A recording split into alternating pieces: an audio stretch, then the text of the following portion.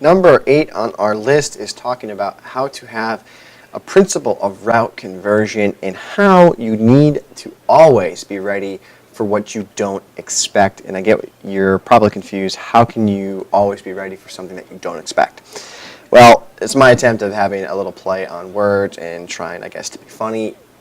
Definitely failed at that, but this is a pretty important one that you guys need to really listen to and really focus on. This happens a lot of the times in Madden. This happens a lot of times, especially because defenses in Madden can get pretty crazy with all the adjustments that people can make.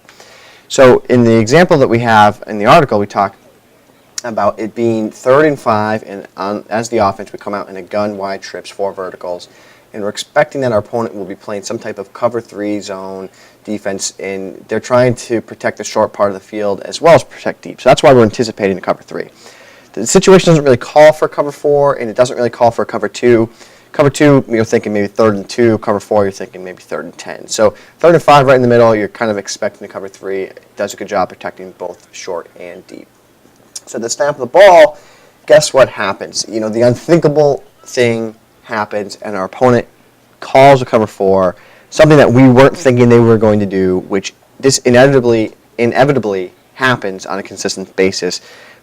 And I think some of us might run into problems because we're anticipating one thing and then something else happens, and then we kind of fall apart. Everything we're doing, we fall apart, we lose composure, and we're just not ready for the situation. So at the snap of the ball, you need to practice these plays to understand the timing of, okay, now that's going to be open against the cover 4 in that tender area, whereas if I was running against cover 3, I might want to attack the defense in a different area. If I was running to cover 2, again, I want to attack the defense in a different area. Against cover 2, as you can see, I want to try and target Cobb down that deep middle, or I want to try and hit the defense down the field with Nelson and Jennings as they break to the sideline right about there against that cover 2. So, yes, you can use one play and beat a multitude of defenses using one play.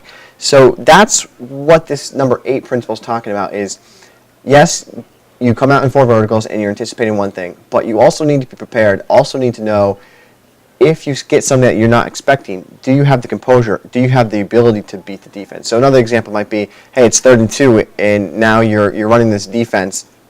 Well, let's go back. Let's actually go back to cover 4. It's 3rd and 5, and now your opponent does a good job, and let's say that they're going to use this Smith guy, Justin Smith, to take away the route to Finley, right? Well, it's 3rd and 5. Now you need to, okay, he did that. Check down time, guys. Cedric Benson did a miserable job there, but that's kind of the idea, is that you kind of always have a plan for what will happen. What's that saying? What can and will happen, or something along those lines. That's so true. I mean, you need to be ready for whatever the defense can throw at you. 3rd and 5, right there, I fall forward for the first down. So now we move the chains. But you got to be ready for whatever the defense throws at you, and that's what principle number 8 is talking about.